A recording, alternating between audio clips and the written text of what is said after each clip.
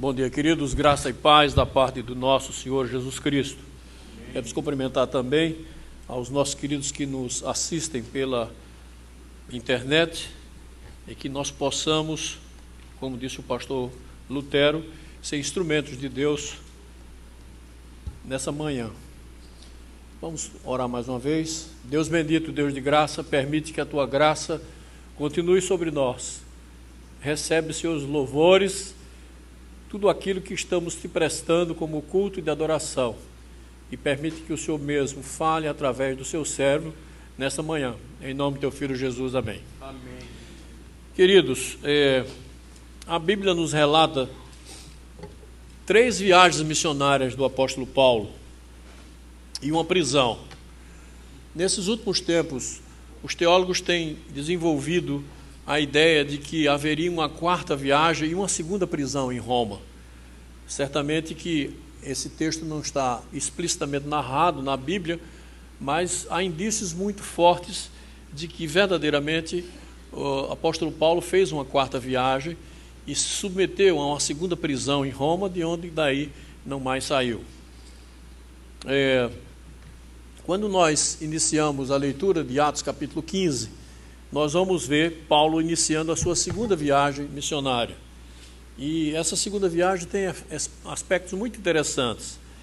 A razão dessa 2ª viagem do apóstolo Paulo era confirmar e firmar os irmãos que haviam aceito a Jesus Cristo na primeira viagem que ele fizera, juntamente com Barnabé.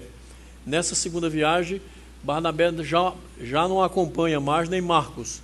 Ele leva consigo Silas, que faz a companhia nessa 2ª viagem. Essa 2ª viagem começa na Síria, depois passa pela Cilícia, continua por Derbe, por Listra. Provavelmente nessa cidade de Listra, Paulo vai encontrar Timóteo e vai incorporá-lo à sua caravana nessa 2ª viagem. Eles irão percorrer toda a região da Frígia, da Galácia. A província era uma província romana, e hoje é considerada a Turquia de hoje, era essa região onde Paulo trabalhou. Depois da Turquia, ou dessa região frígio-gálata, ele vai também para Troade, Neápolis e Filipos. Em Filipos, nessa 2ª viagem dele, vai haver algumas coisas muito interessantes. Se os irmãos abrirem a Bíblia em Atos capítulo 16, verso 14, é tão interessante, e eu queria que os irmãos permanecessem com a Bíblia aberta nesses capítulos aí de Atos, o que vai acontecer na cidade de Filipos.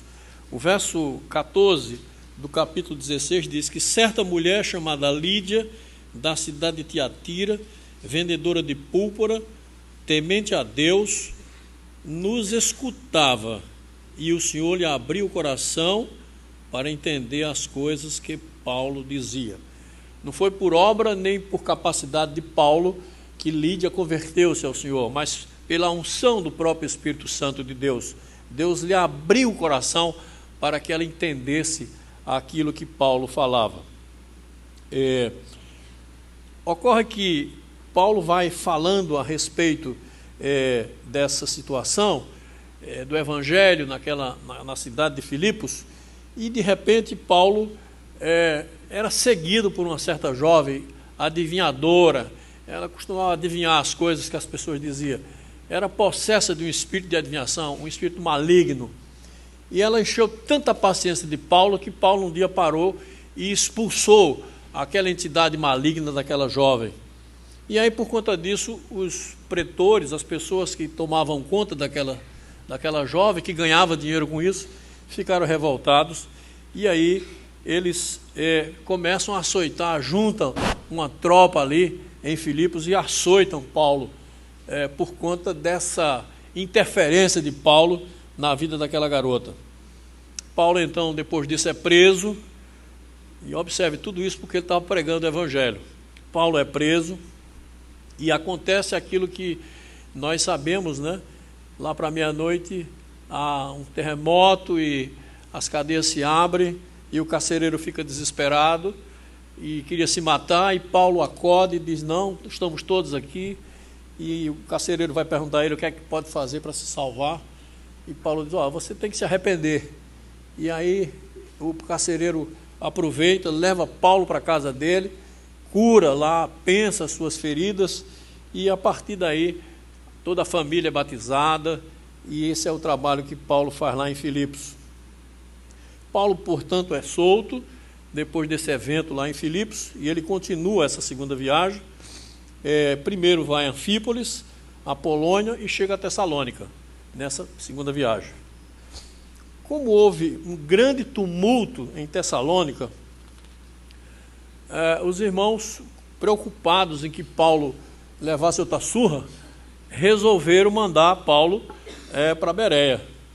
E Paulo foi para Bereia, e quando chega em Bereia, que Paulo começa a pregar, aí o pessoal lá de Tessalônica volta para dar outra paulada em Paulo, e aí os irmãos, já preocupados com isso, manda Paulo para Atenas.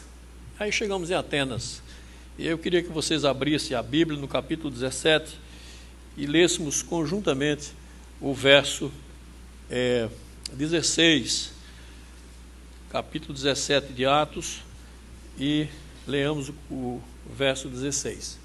Leamos todos. Enquanto Paulo os esperava em Atenas, o seu espírito se revoltava em face da idolatria dominante na cidade. Aqui começa a nossa história, começa a nossa exposição. Paulo estava muito impressionado, enquanto ele esperava os seus companheiros de viagem, né? Ele começou a andar pela cidade de Atenas. E Paulo é impactado negativamente com aquilo que ele vê em Atenas, a idolatria reinante em Atenas. Esse ano nós editamos um livrinho chamado Areópago e tivemos a oportunidade de distribuir na nossa classe, também na classe do pastor Lutero. E nesse livrinho a gente faz uma síntese do que era aquele ambiente de Atenas. Os gregos, segundo a história, e essa é uma história não bíblica, mas uma história mesmo, né? História universal, praticavam um culto politeísta. Eles adoravam muitos deuses. E normalmente eles adoravam aqueles deuses do Olimpo, né? Então Hércules, Teseu, Perseu, Édipo, eram todos conhecidos e adorados através de estátuas que eram levantadas para ele. Não havia dogmas e os deuses possuíam tanto virtude quanto defeitos. Essa era a concepção deles. Apesar da autonomia política das cidades, entre as divindades tinha algumas que a gente gostaria de destacar aqui. Tinha Zeus, era deus dos céus; Hades, deus do mundo inferior e dos mortos; Deméter, deus da agricultura, deusa da agricultura; Poseidon, deus dos mares; Afrodite, deus da beleza; Apolo, deus do sol, da música, da medicina, da poesia, do tiro ao arco e dos solteiros; Dionísio, deus do vinho; Atena, deus da sabedoria e da guerra; Ártemis, deusa da caça e da lua. E aí tinha um deus muito interessante entre eles, era o Hermes, era deus dos ladrões. Ele protegia aquelas pessoas que roubavam, também dos viajantes, dos comerciantes e dos mensageiros. Tinha Hera, protetora das mulheres, deusa do casamento, da maternidade e esposa de Zeus. Era uma bagunça total esse negócio lá dos atenienses. E Paulo, passando por isso, ficou impressionado com aquela idolatria que ele via lá na cidade. Eu não sei quantos irmãos conhecem o sul do Ceará. O sul do Ceará é considerada a região mais idólatra do Brasil, partindo ali por Juazeiro e por mais algumas cidades perto de lá. Eu tive a oportunidade de visitar aquela região e eles têm uma festa chamada Festa de Santo Antônio, numa cidade vizinha a Juazeiro. E é uma coisa, eu só vou dizer de púlpito porque é público isso. No dia da festa de Santo Antônio, os homens vão à mata, eles cortam uma árvore de 20, 30 metros de altura, 100 homens arrastam essa árvore para a cidade, lapidam essa árvore toda, e o prefeito e uma prostituta escolhida é quem dá abertura a essa festa de Santo Antônio. É considerada a festa do pau de Santo Antônio, fica na frente da igreja de Santo Antônio. E o prefeito vai numa ponta da árvore, a prostituta vai na outra e vão se encontrando. Quando eles se encontram no meio, é declarada aberta a festa do pau de Santo Antônio. Um negócio assim, deprimente. O pastor Ricardo, que é da Assembleia de Deus, disse que ele está lá há 11 anos. Todos os anos, no dia da festa, uma pessoa é assassinada. É uma coisa bastante demoníaca. Tem uns dados muito interessantes sobre essa questão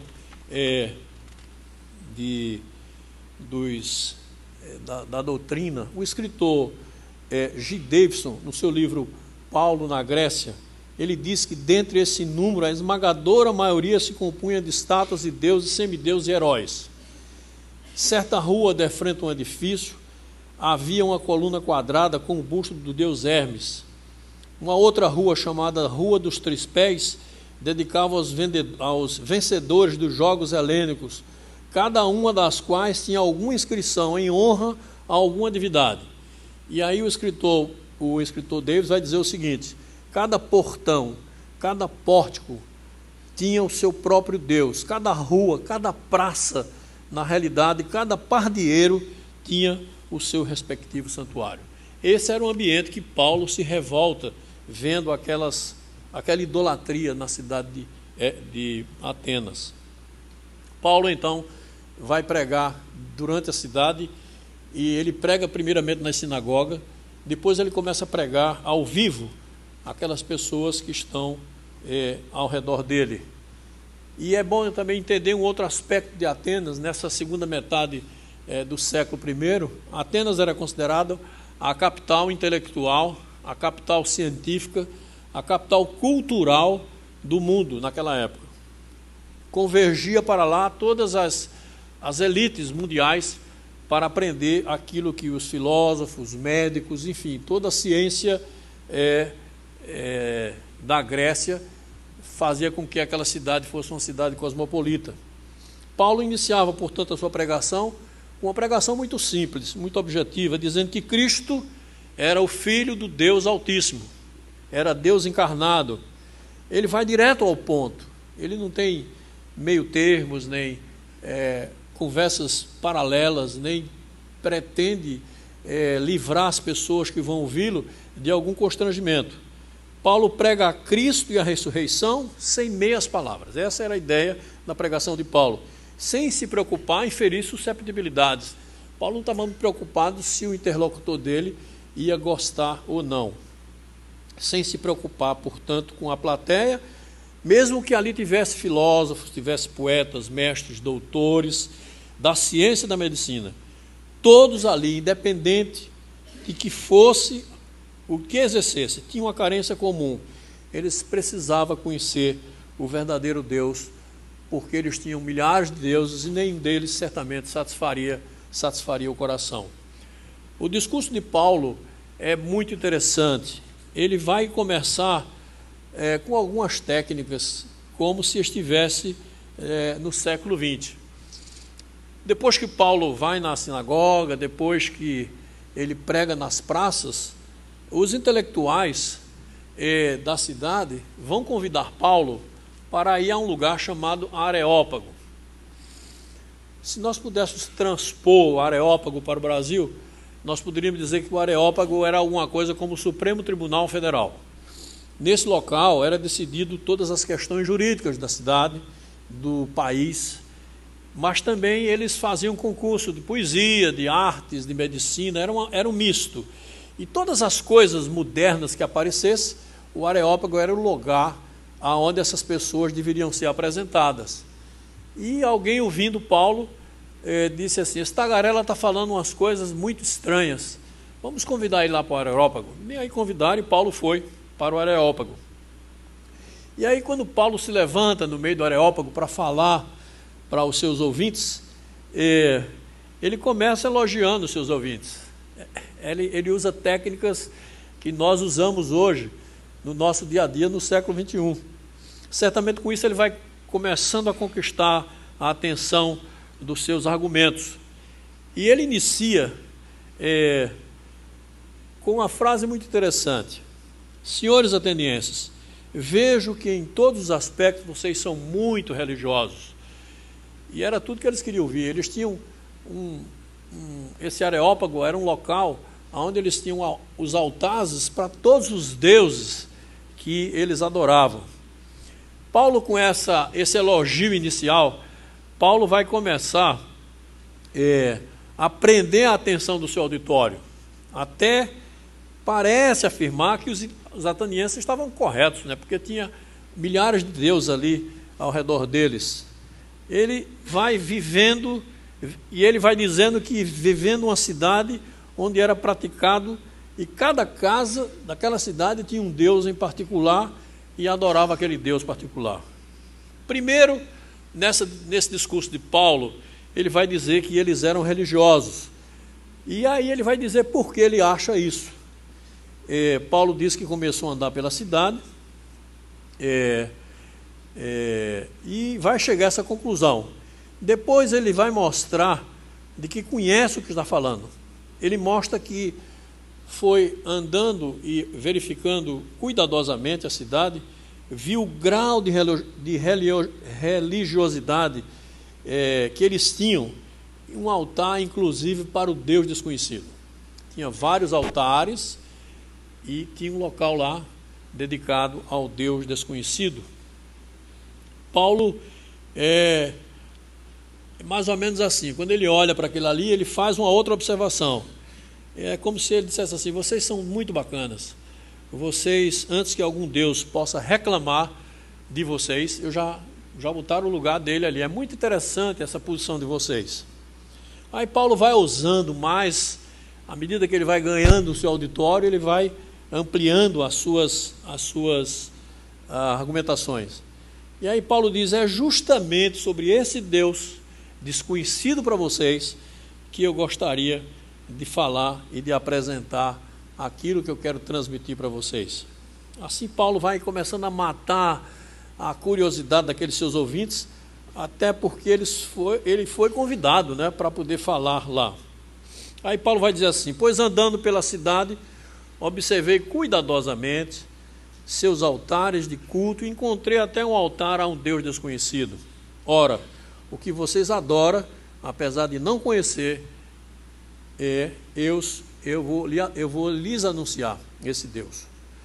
O apóstolo Paulo, após essa introdução, começa a fazer uma dissertação a respeito de quem é esse Deus desconhecido, né? Paulo vai então mostrar que esse Deus desconhecido era o Deus que fez o mundo e tudo que nele há, é o Senhor dos céus e da terra, que não habita em santuário feito por mãos humanas. Ele não é servido por mãos humanas, nem por homens, como se necessitasse algo, porque ele mesmo dá a todos a vida, o fôlego e as demais coisas.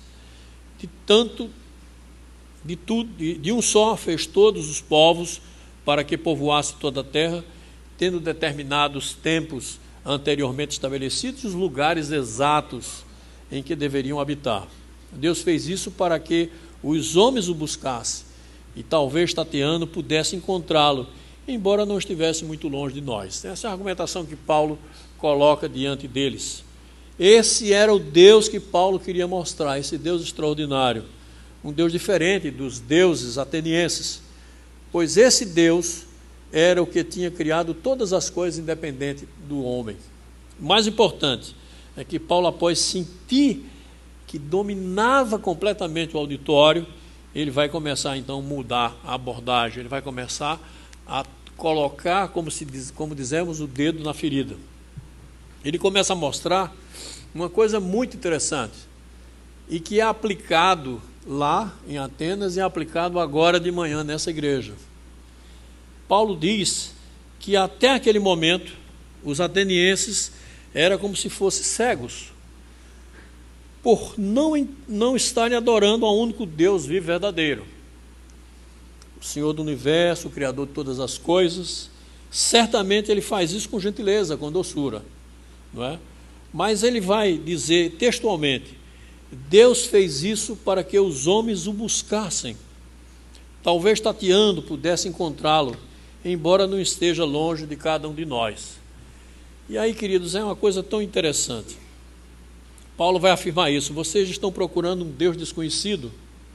Esse Deus desconhecido que vocês procuram é justo o Deus que eu estou falando para vocês agora. E esse Deus está dizendo que fez todas as coisas. E Ele está dizendo que vocês devem o procurar, porque talvez você tateando, ou seja, Deus está dizendo que vocês são cegos.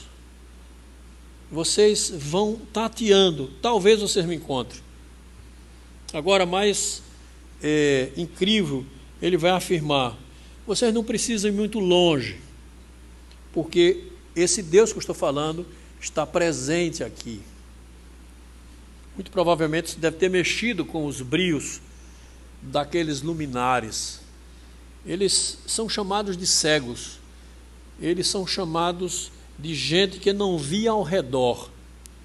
E eles se consideravam os luminares da humanidade. E Paulo não dá colher de chá. Paulo não amacia. Paulo vai dizer que eles são cegos mesmo. Depois dessa estocada, aquilo que eu disse no início, Paulo, ele é como se tivesse ilustração daquilo que se faz hoje. Talvez a gente aprendeu com ele, certamente. Paulo dá uma maneirada e mostra também que é culto como eles. Eles não imaginavam que Paulo tivesse a cultura que eles tinham. E Paulo vai se referir aos atenienses e ele cita um trecho na Bíblia que era um texto também daqueles poetas lá da Grécia. E Paulo vai citar no capítulo 17, verso 28, textualmente ele diz assim: pois nele vivemos, nos movemos e existimos, como disseram alguns dos seus poetas, e também somos descendência dele. Certamente o pessoal ficou embriagado com aquele conhecimento de Paulo, porque na realidade Paulo estava citando o poeta Erasto, que viveu 300 anos antes de Cristo e era um luminar lá. E Paulo estava se referindo textualmente a um texto de uma poesia que o Erasto fez em honra a Zeus. E o texto é o seguinte: de Zeus começa, jamais deixemos de amar seu nome, como ele, como Zeus, estão cheios. Todos os caminhos que palmilhamos e todos os negócios dos homens. Enche ele também o mar, todo o ribeiro e a baía, pois dele também somos geração. Paulo recita textualmente esse texto desse poeta Erato, que viveu 300 anos antes de Cristo. Paulo agora, depois dessa maneirada, de elogiar os seus ouvintes, Paulo parte para um confronto bem objetivo, sendo ainda menor do que o último que ele vai dar, uma estocada final. E aí Paulo diz assim: esse Deus que vocês atenienses não conheciam e que adoravam, esse Deus desconhecido, ele é o Deus que fez o mundo e tudo o que nele há. E é o Deus que criou todas as coisas. É o Deus que mandou a esse mundo o seu Filho Jesus Cristo, a quem eu sou testemunha e quem prego. Paulo dizia para aqueles intelectuais: esse Deus aqui que vocês colocaram, o Deus desconhecido, é exatamente o Deus que criou todas as coisas, e que ele tem um filho, e ele mandou esse filho ao mundo para redimir a nossa vida, para reintegrar a nossa vida a ele. Esse Deus a quem eu prego não habita em templos feitos por mãos humanas, nem pode ser reproduzido, nem ouro, nem prata, nem bronze, nem madeira, porque ele é santo, ele é eterno, ele é majestoso e ele é todo-poderoso. Portanto, ele não cabe nesse lugar que vocês colocaram aqui.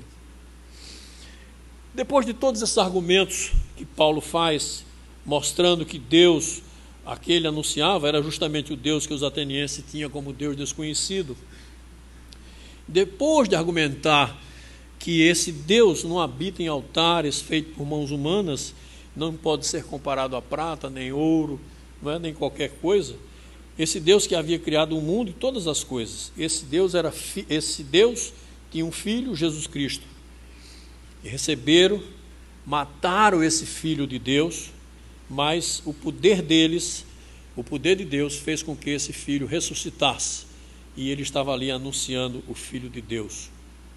Matasse, mas esse Deus desconhecido dos atenienses, com o seu poder, ressuscitou o seu filho. E agora vem a parte mais emblemática dessa posição de Paulo. E esse Deus que vocês colocaram ali como Deus desconhecido, ele está mandando uma mensagem, é um anúncio, é uma comunicação. Ele diz o seguinte: mas ainda faz uma notificação, ou seja, eu estou notificando. E a notificação era essa, clara, objetiva e direta, conforme vai nos mostrar Atos capítulo 17 e os versos 30 e 31, que diz assim: ora, não levou Deus em conta os tempos da ignorância. Agora, porém, notifica aos homens em toda parte que se arrependam, porquanto estabeleceu um dia em que há de julgar o mundo com justiça por meio de um varão que destinou e acreditou diante de todos, ressuscitando dentre os mortos. Paulo agora faz um confronto final com aquela elite. Eu estou trazendo para vocês uma notificação. Essa notificação não é minha, é uma notificação de Deus. Ele não levou em conta esse período que vocês adoraram outros deuses, que vocês quiseram outros deuses. Ele agora está mandando o filho dele, e ele está dizendo que vocês têm que se arrepender, porque se vocês não se arrependerem, vocês estão perdidos. Certamente que esse pequeno texto do apóstolo Paulo insere várias questões. Havia uma ignorância passada sobre a idolatria, que o Senhor estava renegando, estava relegando. O Deus que Paulo anunciava determinou um dia que todos os homens haveriam de ser julgados pelos seus pecados, pelas suas transgressões, pelas blasfêmias e pela idolatria que eles cometeram. Também que o juiz desse acontecimento já estava escolhido, era o Senhor Jesus Cristo, seu Filho eterno, para provar e mostrar aos homens que Jesus é Cristo. O Pai acredita junto aos homens, ou seja, demonstra o seu poder quando ressuscitam dos mortos. É esse aí que vai julgar essas coisas. E aí a gente vai entender que foi uma pancada dura naqueles luminares, foi uma pancada estonteante.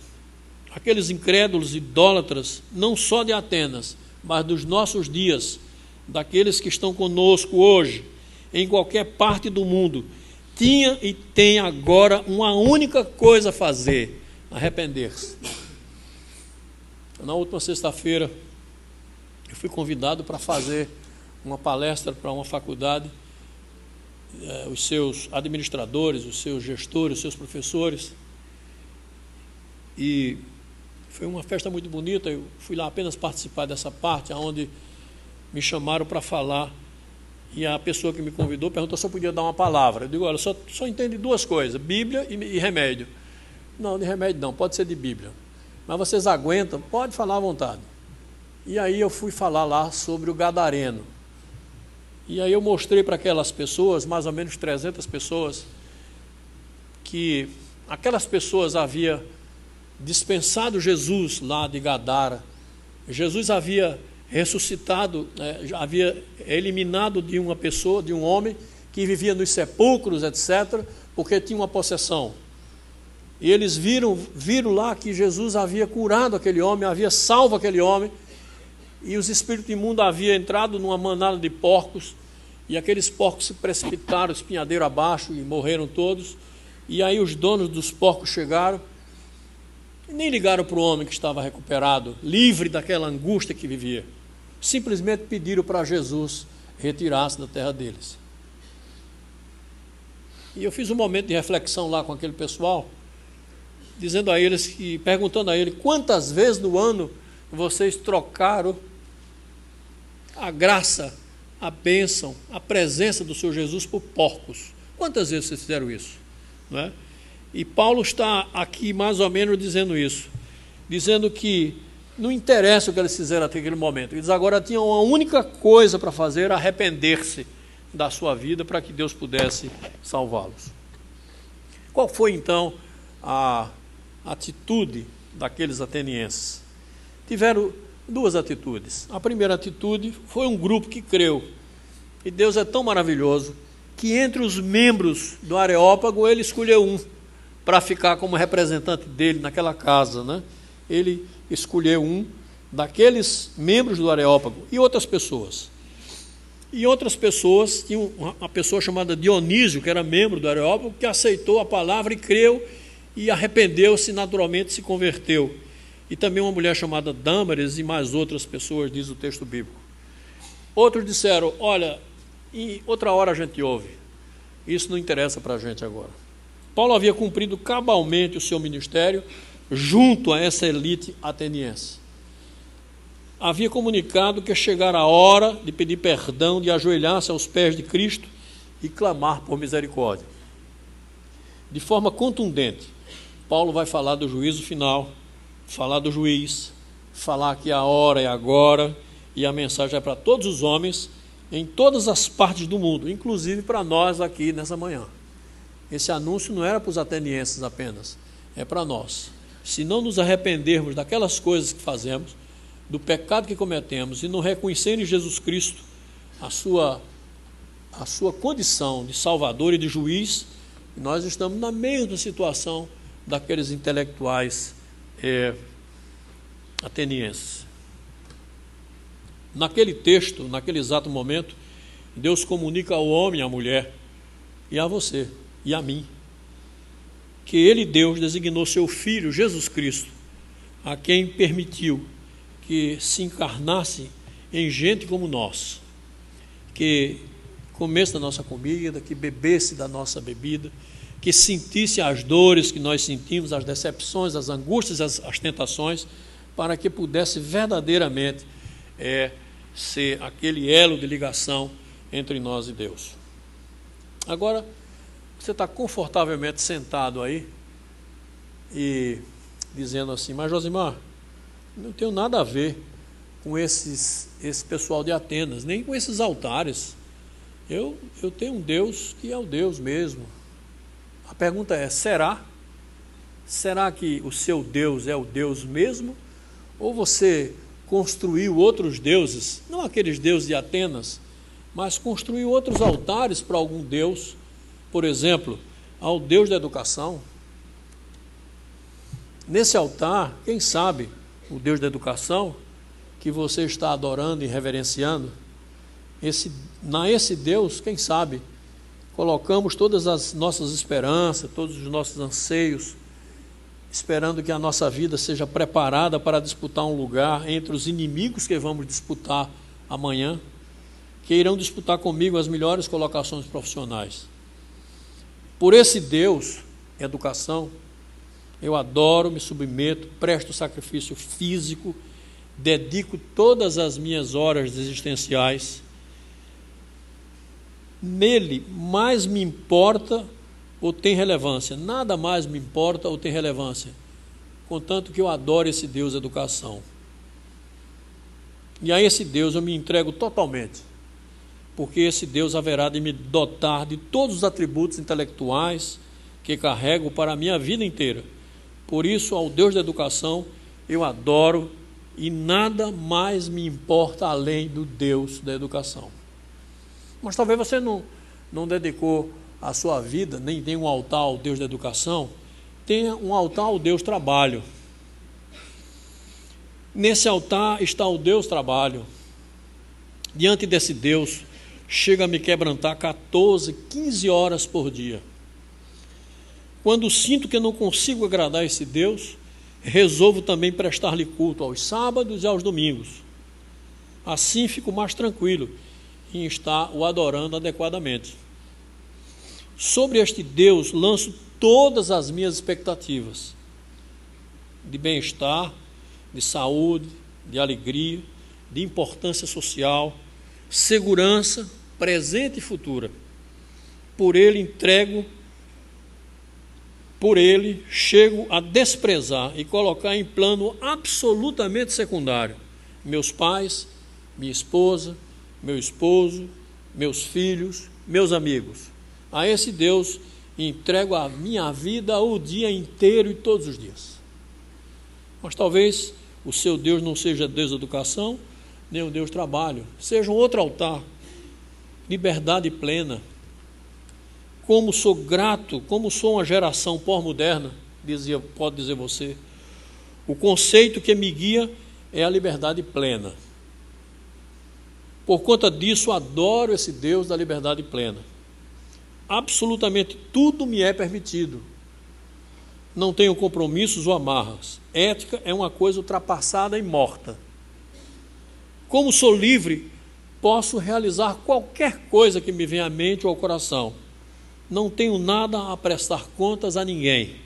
Por isso adoro esse Deus liberdade. Qualquer que seja o pensamento, as atitudes, o comportamento, as relações das pessoas, eu as aceito tal qual elas são.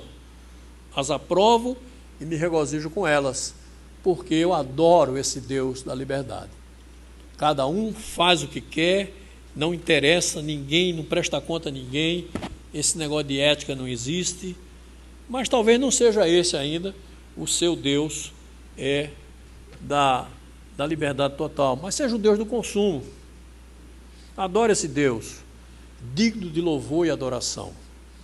Para mim, esse Deus me proporciona o ter, sem medida, sem consequências, sem receios, sem subterfúgios. Esse Deus sempre me desperta para ter o melhor do que o meu amigo, do que o meu vizinho e do que meu parente. Ter algo que satisfaz as minhas entranhas, mesmo que eu não precise, mesmo que eu não goste, mesmo que pudesse empregar esses recursos para outras coisas, nada me atrai mais do que o consumo. Adoro ao Deus consumo em toda a sua extensão. Eu quero ter, eu quero ser o melhor, eu quero ser o primeiro. Mas digamos que você não tenha esse altar ao Deus consumo, mas tenha um altar ao Deus egocentrismo. Esse Deus me permite viver voltado somente para mim mesmo. Quem interessa no mundo sou eu. E me ajuda a buscar somente aquilo que me diz respeito. O sofrimento, o problema, as consequências do outro são dos outros. Para mim não me interessa. Fazer somente o que agrada a mim mesmo. Esse Deus me ajuda a afastar as pessoas de mim. Esse Deus me ensina que os problemas dos outros são dos outros. Para mim, esse Deus me ensina que eu é que sou importante. Se tiver que gastar ou investir algum tempo, faço para mim mesmo, não para os outros. Não me interessam os outros. Aprendi com esse meu Deus a ter orgulho de mim mesmo. Eu sou eu e eu sou o melhor. Mas digamos que ainda esse não seja o seu altar. O seu altar é o altar da riqueza. Eu adoro esse Deus porque Ele me proporciona tudo que tenho. E eu fico com inveja. Eu quero ser rico, eu quero ter cada vez mais. Tudo que o meu coração e a minha mente desejar, eu adorando esse Deus, eu posso ter. Esse Deus me proporcionou tudo em abundância. Por isso eu não preciso de mais nada, nem do próprio Deus. Não necessito de nada, não preciso de nenhuma ajuda de ninguém. O meu Deus da riqueza me satisfaz plenamente. Esse, querido, são alguns deuses que imperceptivelmente, muitas vezes, nós estamos cultuando e cultuando de forma errada. Mais uma vez, cada um desses deuses analise e veja se em algum momento nós não temos erguido um altar para um desses deuses. É importante dizer, queridos, que trabalho, educação,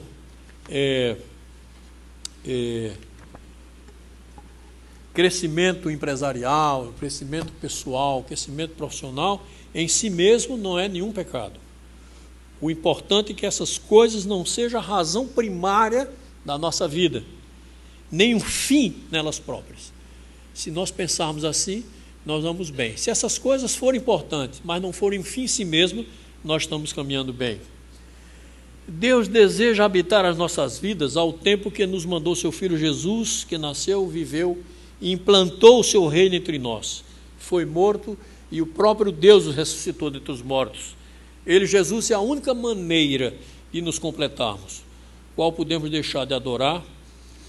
Jesus é a única maneira da qual podemos deixar de adorar todos os deuses que nos cercam, para adorar somente ao Pai. O Senhor Jesus, com a sua morte e ressurreição, é capaz de limpar todas as nossas mazelas contidas em nossos corações. E o mundo muitas vezes vai colocando essas coisas imperceptivelmente, e nós vamos as absorvendo como se isso fosse coisa do dia a dia. Não está na hora de eliminarmos esses altares e esses deuses das nossas vidas, e no lugar desse altar dedicado ao Deus desconhecido, nós adorarmos somente a Deus, Criador e mantenedor de todas as coisas. É para que nós possamos pensar sobre isso. Eu queria resumir e fazer uma aplicação rápida. Paulo, enquanto esperava os amigos, Paulo ministrava o evangelho do Senhor Jesus aos judeus e em praça pública. Ou seja, ele não perdia oportunidade nenhuma de falar de Cristo. E aí eu queria olhar para você, e você olhar para mim, e você olhar para você mesmo, e eu olhar para mim mesmo, e perguntar: como é a minha atitude? Eu falo de Cristo para as pessoas?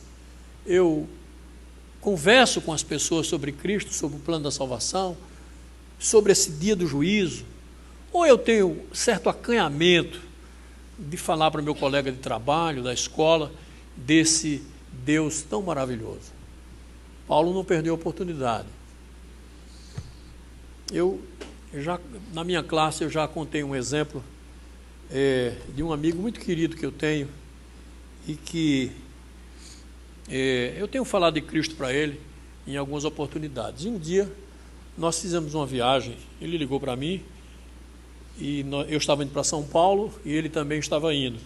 Só, Josimar, eu estou aqui com um avião da empresa, vamos juntos? Vamos. Aí nós fomos juntos para São Paulo, 3 horas de voo, eu e ele sozinho no avião.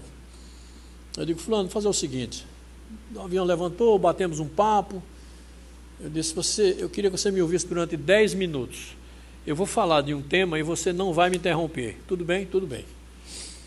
Eu quero falar de Jesus.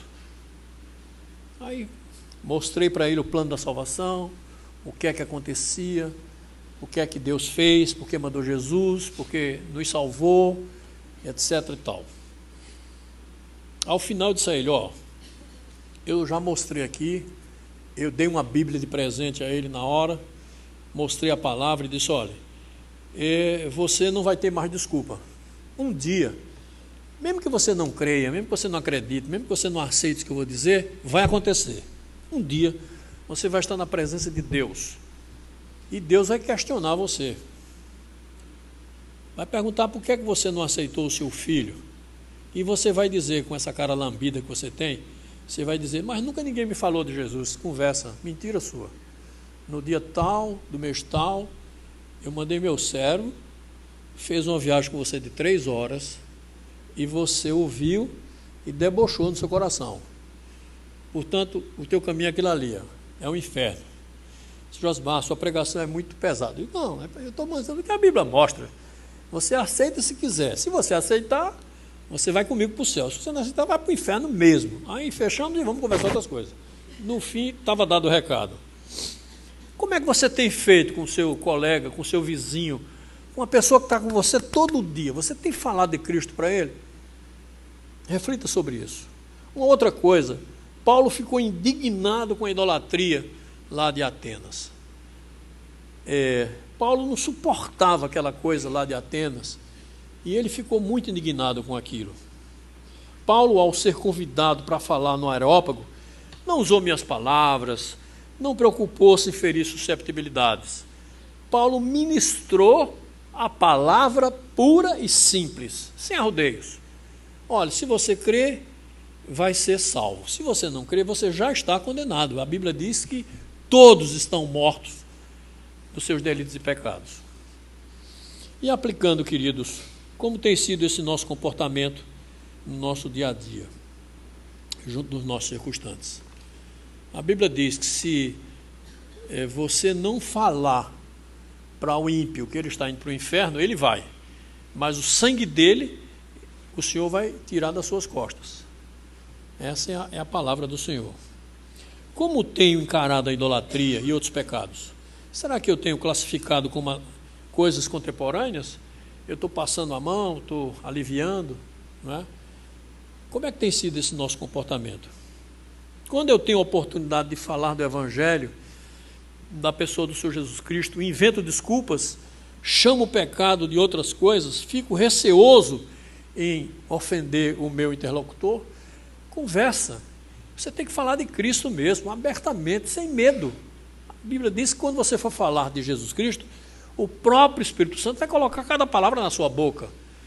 Portanto, nós devemos entender que quando Jesus diz que nós deveríamos ir por todo o mundo, fazer discípulo, isso é obrigação nossa, é obrigação de cada um de nós, né? Tem até uma máxima que diz que pastor cuida de ovelha, e ovelha é quem gera ovelha. Se nós queremos ter uma igreja forte, uma igreja com muita gente convertida, vindo aos pés do Senhor, temos que ser nós mesmos as ovelhas, a trazer essas pessoas perdidas aos pés do Senhor. Que essa passagem de Paulo por Atenas possa despertar em nós essa ideia de que o Senhor Jesus Cristo marcou data e hora. Só o Pai sabe aonde Ele vem julgar aqueles que eventualmente não aceitarem. E nós temos a responsabilidade de combater a idolatria, de falar de Cristo e falar do único Deus verdadeiro. Que seja essa a vontade de Deus na nossa vida. Amém.